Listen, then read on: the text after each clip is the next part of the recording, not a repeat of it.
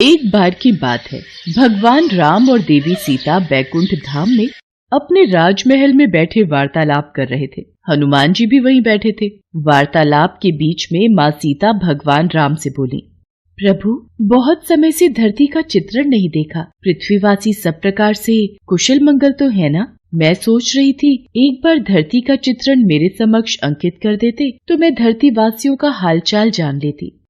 देवी सीता, आपको चिंतित होने की आवश्यकता नहीं है। मैं अभी आपको धरती का चित्र दिखाता हूँ।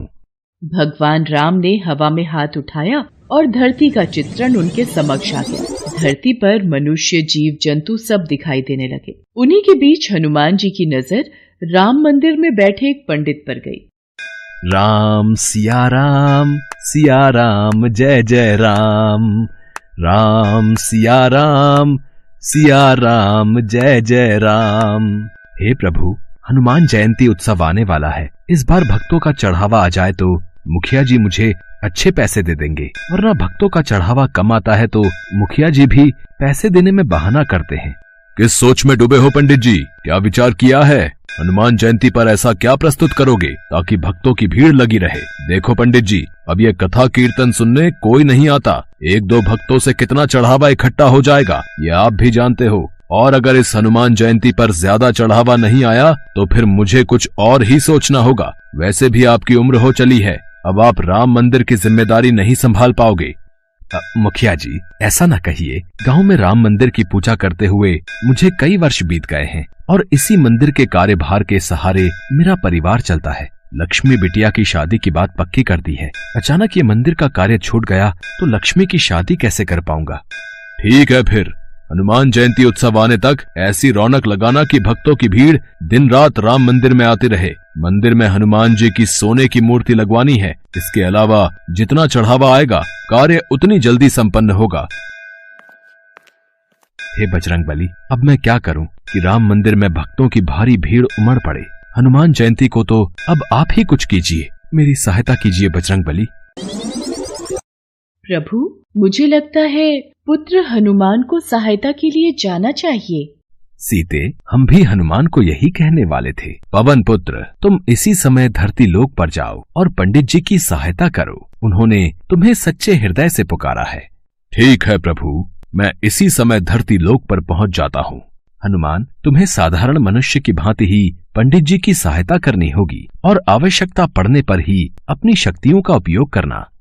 श्री राम और माता सीता की आज्ञा पाकर हनुमान जी मनुष्य रूप में धरती लोक में पंडित जी के पास पहुँचे। जय श्री राम पंडित जी, मैं बड़ी दूर से आया हूँ। क्या कोई काम मिलेगा? आपकी अति कृपा होगी। काम? इस मंदिर में तुम्हें काम तो दे दूं, पर मेरे पास इतनी धनराशि नहीं कि तुम्हें तनख्वाह दे सकूं। पंडित जी, काम के बदले में आप मुझे रोजाना मंदिर के चढ़ावे के फल खाने को दे दिया करना। मेरे लिए वही काफी है। इसे काम पर रख लेता हूँ।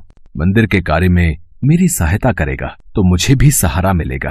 अब ठीक है, तुम आज से ही मंदिर की साफ सफाई और पूजा की व्यवस्था का कार्य कर दिया करना। हनुमान जी मंदिर का सारा कार्यभार संभालने लगे। पंडित जी बदले में हनुमान जी को भगवान राम के प्रसाद में चढ़े फल खाने को दे दिया करते। हनुमान जी के आ जाने से पंडित जी को भी सहारा हो गया था। एक सुबह जब पंडित जी कथा कर रहे थे, हनुमान जी अपने असली रूप में आ जाते हैं और मंदिर में भजन गाते हुए नृत्य करने लगते हैं। आते जाते भक्तों की भीड़ लगनी शुरू हो जाती है। भक्त मंदिर में चढ़ावा चढ़ाकर और आशीर्वाद लेकर हनुमान जी के भजन और कीर्तन नृत्य का आनंद ले रहे थे। ये सदानंद बजरंगबली की वेशभूषा पहनकर कितनी सुंदर झांकी प्रस्तुत कर रहा है। भक्त भी सदानंद को हनुमान जी के रूप में देखकर खुश हो रहे हैं। अब तो हनुमान जी पंडित जी के साथ मंदिर में अपने असली रूप में भजन कीर्तन करते और भक्त झांकी को देखकर खूब आनंद लेते। धीरे धीरे मंदिर में भक्तों की भीड़ लगने लगी और हनुमान जयंती उत्सव आते तक मंदिर में बहुत मात्रा में चढ़ावा आ गया। अरे वाह पंडित जी, इस बार तो कमाल हो गया। इस बार तो मंदिर में अच्छा चढ़ावा चढ़ा है। अब मंदिर की मूर्ति की स्थापना भी हो जाएगी। मुखिया जी, ये सब कार्य सदानंद के कारण परिपूर्ण हुआ। सदानंद ने हनुमान जी की वेशभूषा पहनकर मंदिर में बहुत ही सुंदर नृत्य और भजनों से भक्तों के बीच रौनक लगाई। फिर तो बहुत अच्छी बात है सदानंद। इस हनुमान जयंती पर महाकीर्तन में ऐसी ही वेशभूषा में कार्यक्रम प्रस्तुत करना। हनुमान जयंती उत्सव का दिन आ गया। हनुमान जी खूब नृत्य कर रहे थे। तभी आओ वीर सिंह। सुमित्रा, अच्छा हुआ आज तुमने वीर सिंह को भी उत्सव का न्योता दे दिया। पंडित जी, ये मेरा साला है। हनुमान जी की सोने की मूर्ति स्थापना में आज इसके भी शुभ हाथ लग जाएंगे। जीजा जी, हनुमान मूर्ति तो काफी भारी बनवाई है, बड़ी महंगी रही होगी। साले साहब, ये मूर्ति मंदिर के चढ़ावे में आए पैसों से बनी है। ये मंदिर की अमानत है, काफी पहुंचे हुए सुनार ने बनाई है। आओ स्थापना करते हैं। राम मंदिर में हनुमान जी की सोने की मूर्ति स्थापित हो जाती है और खूब धूमधाम से हनुमान जयंती का उत्सव होता है। पर अगले दिन, हे राम, हनुमान जी की मूर्ति कहाँ गई? मंदिर से मूर्ति चोरी हो गई। जीजा जी, हो ना हो, यह हनुमान जी की सोने की मूर्ति पंडित जी ने ही चुराई है और उनकी बेटी का ब्याह है और उन्हें पैसों की जरूरत है।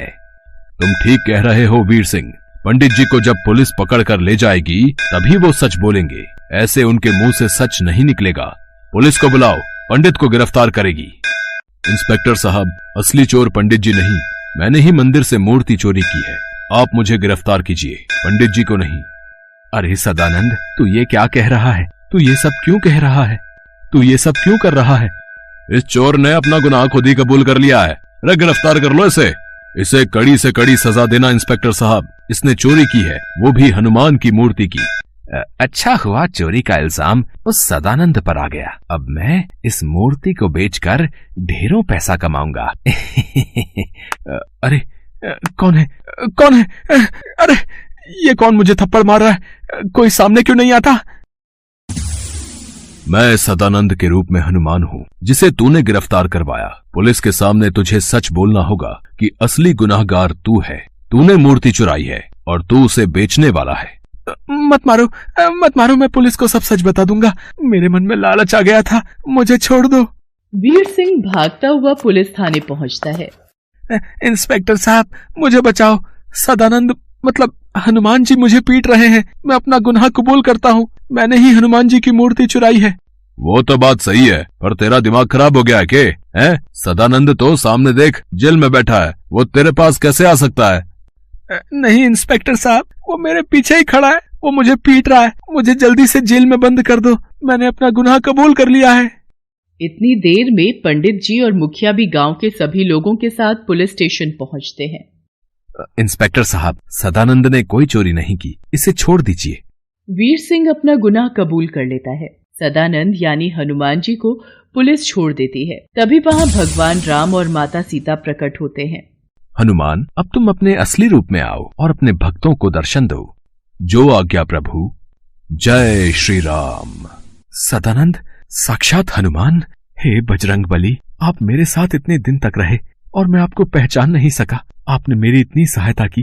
पंडित जी, जहाँ भगवान राम की कथा होती है वहाँ हनुमान जरूर होते हैं। आपने मुझे सच्चे हृदय से याद किया था तो भला मैं कैसे न आता। देखना, अब आपके जीवन के सारे दुख दूर हो जाएंगे।